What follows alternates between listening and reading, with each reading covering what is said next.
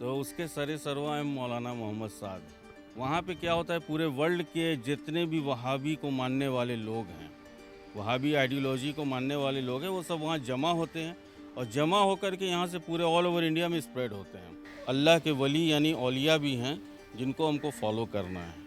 तो ये लोग हमें शिर्क बोलते हैं, हमें काफिर बोलते हैं। मरकज़ में जो निज़ामुद्दीन औलिया में जो इनका मरकज़, उनको ज़िम्मेदार मानता हूँ। नमस्कार, आप देख रहे हैं द न्यूज़ 15 और मैं हूं अंजलि राठौर। देश भर में आतंकवाद को बढ़ावा देने वाले वो तमाम संगठन जो पीएफआई के साथ जुड़े हुए थे, उन पर 5 साल के लिए बैन लगा दिया गया है। अब क्या सवाल ये खड़ा होता है कि क्या आतंकवाद पीएफआई पर बैन लगाने के बाद ख़त्म हो पाएगा? और सरकार ने इसकी शुरुआत कर दी है, तो इसके बाद आगे क्या कदम होंगे और किस तरीके से इसकी शुरुआत हुई थी? आतंकवाद की जड़ें कौन सी हैं? इसी के बारे में आज चर्चा करने के लिए हमारे साथ इमरान खान जी मौजूद हैं, जिनसे हम बातचीत करेंगे। सर, सबसे पहला सवाल तो यही है कि पीएफआई बैन हुआ है, इस पर आपकी क्या प्रतिक्रिया? भारत सरकार को बहुत बहुत मुबारकबाद कि उन्होंने पीएफआई को बैंड किया। इसके लिए मेरे दिल से मैं उनका आभार व्यक्त करता हूँ। और रही बात मैडम आपकी पूछने की कि वहाबिज़म आया कहाँ से, तो वहाबिज़म की शुरुआत जो हुई है वो सऊदी अरब से हुई है। सन 1822 की बात है, जब इब्ने वहाब नाम का एक शख्स पैदा होता है। और उस टाइम चूँकि दौरे खिलाफत उस्मानिया वहाँ पे राज हुक्मरान थी, हुकूमत उस्मानिया खिलाफत की थी।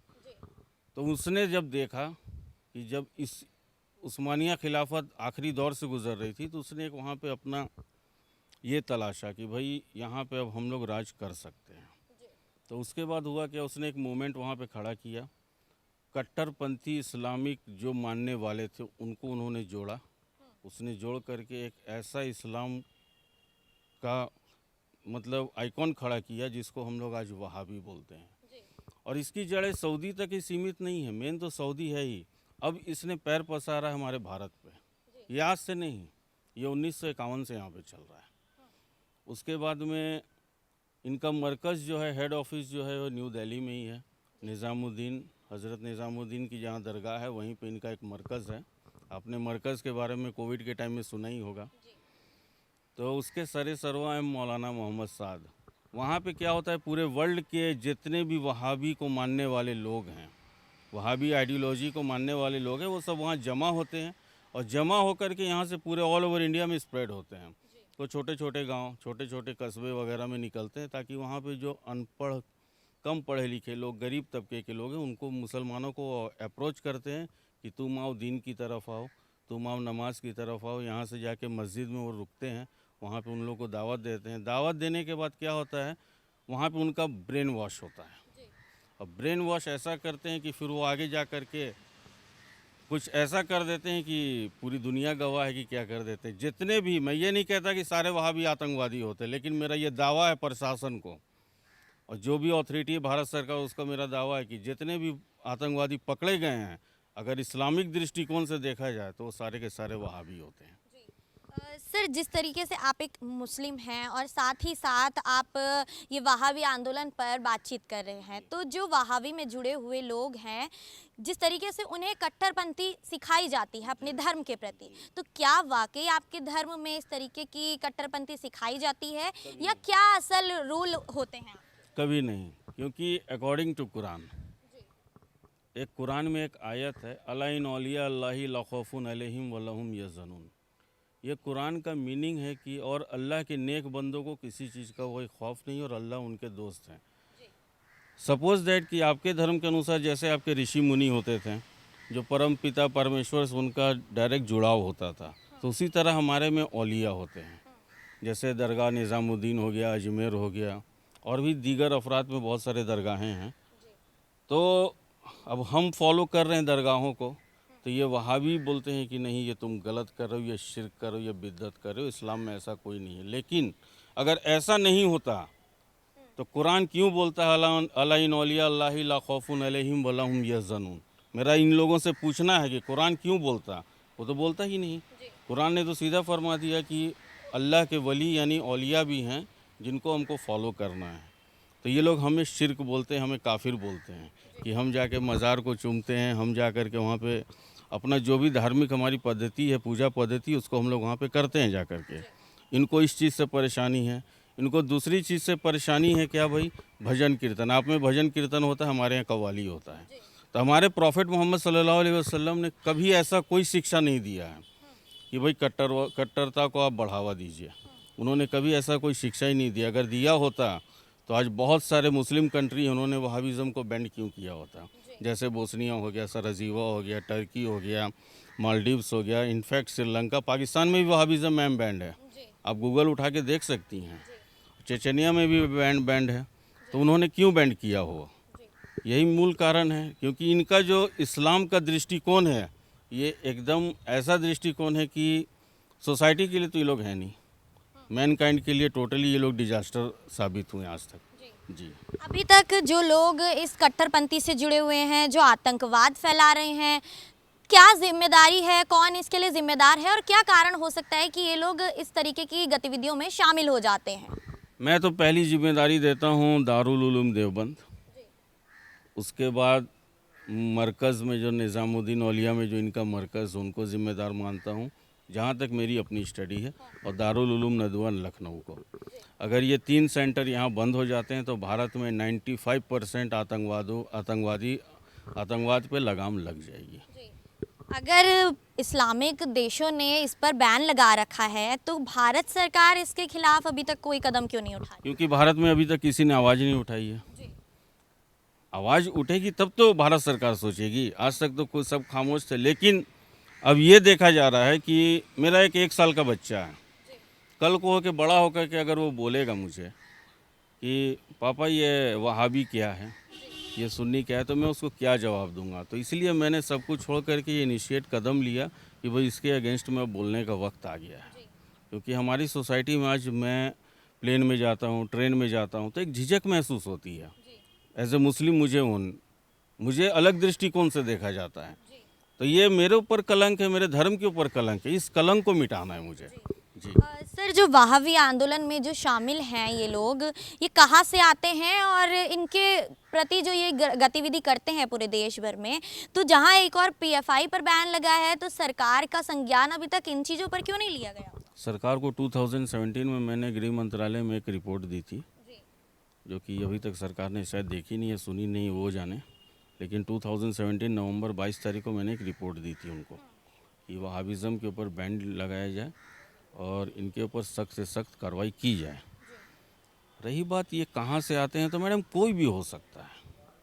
ये नहीं है कि भाई कहाँ से आते हैं। मेन स्प्रेड इनका देखिएगा तो ये जो मरकज़ वाले हैं और ये दारुल उलूम देवबंद, जो मदरसा के नाम पे ये लोग देवबंद में मदरसा चला रहे हैं, उनके ऊपर शिकंजा कसने की ज़रूरत है। अगर वहाँ शिकंजा कसते हैं, भारत सरकार कसती है, तो वहाँ से इनको बहुत सारे ऐसे तथ्य एविडेंस मिलेंगे कि जिससे ये साबित हो जाएगा कि दारुल उलूम देवबंद हो गया। मैं फिर से रिपीट कर रहा हूँ, दारुल उलूम देवबंद, दारुल उलूम नदवा एंड मरकज़ जो है निज़ामुद्दीन औलिया के पास जो मरकज़ है इन लोगों का, वहाँ से ही पूरे हिंदुस्तान में ऑपरेट हो रहा है। सर, आपने जितने भी नाम लिए ये सभी मुस्लिम हैं, तो कहीं ना कहीं पूरा जो आतंकवाद के पीछे हाथ देखा जा रहा है, ये कहीं ना कहीं एक ही कम्युनिटी को टारगेट कर रहा है। तो इस पर जो आप ही की कम्युनिटी के कुछ लोग हैं वो तंज कस रहे हैं और कह रहे हैं कि पीएफआई जैसा संगठन जो है ये मुस्लिमों की आवाज़ उठाने के लिए बना था, जो इनके ऊपर ज्यादती हो रही है उसके लिए बना था। तो इसके पीछे जो सरकार ने प्रतिक्रिया की है, बैन किया है, ये सरासर गलत है। मैडम, थोड़ा सा मैं आपको इसके लिए पीछे ले जाना चाहूँगा। हमारे संसद पे हमला होता है, अक्षरधाम मंदिर पे हमला होता है, और भी दीगर कई जगह बॉम्बे में हमला होता है। ठीक है, जितने भी लोग पकड़े गए हैं आप उनका बैकग्राउंड उठा कर देख लीजिए, वो सारे के सारे वहाबी आइडियोलॉजी से इंस्पायर हैं। क्यों? आखिर क्योंकि इनको शुरू से ऐसी शिक्षा दी जाती है। इस्लाम में प्रॉफिट मोहम्मद साहब ने अपने अंतिम संदेश में साफ कहा था कि मैं आखिरी नबी हूँ, अब मेरे बाद कोई इस्लाम को रिप्रेजेंट करने वाला आएगा नहीं। तो सवाल यहीं पे आपका ख़त्म हो जाता है कि कौन शफीकुर रहमान और कौन इमरान खान और कौन मौलाना महमूदुल मदनी। ये लोग कुछ नहीं, अपनी रोटी सेक रहे हैं और कुछ नहीं है। तो यानी कि कहना चाह रहे हैं कि राजनीति चल रही है, इस आतंकवाद के लेकर भी, इसको लेकर भी राजनीति यहाँ पर राजनीति है ही मैम, प्रो राजनीति है ये तो पूरी राजनीति है। सऊदी अरब से एक संगठन जन्म लेता है, हिंदुस्तान में आके पाँव पसारता है और आज पूरे हिंदुस्तान को ऐसे अपने शिकंजे में जकड़ा हुआ है कि जिससे निकलना एकदम मुश्किल लग रहा है। जी। सर जो भारत में राजनीति तो चल रही है एक तरफ, तो कहीं ना कहीं अब ये अंतर्राष्ट्रीय मुद्दा है आतंकवाद का, तो अंतर्राष्ट्रीय स्तर पर भी राजनीति चल रही है। जैसे कि हमारे विदेश मंत्री ने भी बीते दिनों कहा है कि आतंकवाद पर जो चीन ने जिस तरीके से बार बार बैन लगाए हैं कि जो भी प्रस्ताव हमारा भारत और अमेरिका रखता है आतंकवाद को लेकर, उस पर बार बार रोक लगा देता है चीन, और कहीं ना कहीं साथ भी निभा रहा है, तो उस पर भी राजनीति हो रही है। तो राजनीति ही इसका बढ़ावा है कि बार बार आतंकवाद ना तो अंतर्राष्ट्रीय लेवल पर खत्म हो रहा है और ना ही भारत के लेवल पर। मैडम राजनीति भी है, दूसरा चीज़ है पूरे वर्ल्ड को हथियार बेचने अपने, और हथियार बेचने हैं। जितने भी आर्म्स जो प्रोडक्शन कंट्रीज़ हैं वो अपने हथियार बेचेगी कहाँ पे, जब तक लड़ाई नहीं होगी कोई ऐसा इंसिडेंस नहीं होगा। तो इसी वजह से इसका पूरे डिटेल में आप जाओगे तो ये मालूम चलता है कि ये एक मार्केट है, ये तो पॉलिटिक्स है ही डिसाइड। उसके बाद ये पैसे का मेन गेम है कि भाई इंटरनेशनल में कुछ ऐसा पूरे कहीं भी कुछ ऐसा हादसा हो या कुछ ऐसी घटना हो जिसके वजह से एक कम्युनिटी टारगेटेड हो, और उस कम्युनिटी के जब जो भी करने वाला पकड़ा जाए तो वो एक मुस्लिम हो, सबसे पहली बात। तो एक माइंड सेट हो गया लोगों का, ठीक है। और जितने भी वर्ल्ड में कंट्रीज़ हैं, मैं अब नाम भी ले लेता हूँ, पाकिस्तान हो गया, रशिया हो गया, चाइना का अपने नाम लिया, चाइना हो गया, ये सब अपने हथियार बेचने में लगे हुए हैं, ठीक है। तो इन लोगों का मेन मुद्दा है अपना हथियार बेचना, और उसके लिए इनको कोई ना कोई मोहरा चाहिए, और वहाबी सबसे आसान मोहरा है, क्योंकि वहाबी मूवमेंट को इन लोगों को पैसा चाहिए। ये लोग पैसे के लिए कुछ भी कर सकते हैं, मैं तो सीधी बात यही जानता हूँ। अगर ऐसा नहीं होता तो मौलाना महमूदुल मदनी, मौलाना अरशद मदनी, एक सिंपल मौलाना जिसका इस्लाम में अब मौलानाओं का कोई कॉन्सेप्ट नहीं है। आप लोग जो डेली बोलते हैं कि ये मौलाना वो मौलाना, मौलाना का कोई कॉन्सेप्ट नहीं है। एक आम आदमी भी जाके मस्जिद में नमाज़ पढ़ा सकता है अगर वो कुरान का थोड़ा बहुत भी जानने वाला हो तो। और हमारे अंतिम रसूल सल्लल्लाहु अलैहि वसल्लम का संदेश साफ है कि इस्लाम में अब कोई दूसरा रहनुमा आएगा नहीं, ठीक है। हाँ भाई, हम उनके फॉलोअर हैं, तो जब वहाँ पे ख़त्म नबूवत ख़त्म हो गई तो ये लोग कहाँ से आ गए, पहली बात तो ये है। तो ये लोगों ने अपना दुकान सजा के रखा हुआ है, कृपया उस पर ना जाइए, जो फैक्ट है उस पर चलिए। सर इसी आंदोलन के तहत कितने संगठन जो हैं वो भारत में अपने पैर पसारे बैठे हैं, और उनको कैसे ख़त्म किया जा सकता है? भारत में टोटल 16 संगठन ऐसे हैं जो अभी काम कर रहे हैं, जिसमें सबसे ज़्यादा जम्मू एंड कश्मीर में है और दूसरा केरला में।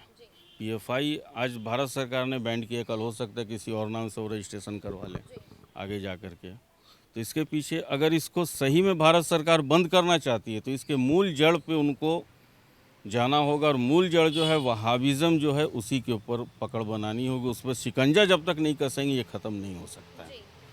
सर PFI जो है इस्लामिक संगठन था, तो वहीं RSS जो है वो हिंदू संगठन है, तो उस पर भी बैन लगाने की बात कही जा रही है, तो इस पर आपकी क्या राय है? पहली बात तो PFI कोई इस्लामिक संगठन है नहीं, ये हम लोगों ने मान लिया है। इस्लाम में कोई दूसरा संगठन है नहीं, ये लोग अपने अपने मफाद के लिए, अपनी अपनी ज़रूरत के लिए इन्होंने एक बना के रखा हुआ है। रही बात RSS की, तो मैं क्लियर बोलता हूँ कि ठीक है, RSS का अपना पॉइंट ऑफ व्यू है, वो अपना काम करिए, लेकिन RSS का नाम तो कहीं आया नहीं है अभी तक। कोई ऐसा कहीं भी इंसिडेंस हो उसमें RSS के लोग तो पकड़े नहीं गए हैं। पकड़ा गया जब भी, या तो एक वो मुसलमान होता है, जब उसका बैकग्राउंड देखा जाता है तो वो वहाबी निकलता है। तो RSS से इसको कंपैरिजन करना मेरे दृष्टिकोण में नज़र में सही नहीं है। ये सर जो वहाबी से जुड़े हुए लोग हैं ये आतंकवाद कैसे फैला रहे हैं? मैडम, आतंकवाद कैसे फैला रहे हैं इसके विषय में तो गवर्नमेंट बताएगी आपको, लेकिन जहाँ तक मेरी नॉलेज है, जैसे कहीं भी जा कर के बम विस्फोट कर देना, किसी तरह कुछ ऐसा इंसिडेंस कर देना, आत्मघाती हमला करना, ये सारे इनके वे ऑफ मतलब करने के तरीके हैं। ये लोग उस पर कर रहे हैं अपना काम।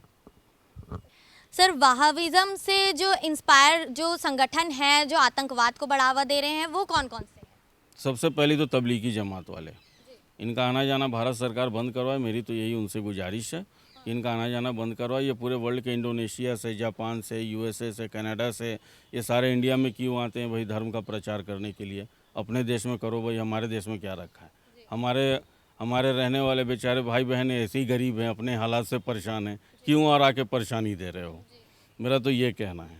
ऐसी तमाम चर्चाओं के साथ जुड़ने के लिए बने रहेगा द न्यूज़ 15 के साथ। मैं अंजलि राठौर, कैमरा पर्सन मिथिलेश के साथ, दिल्ली। शुक्रिया।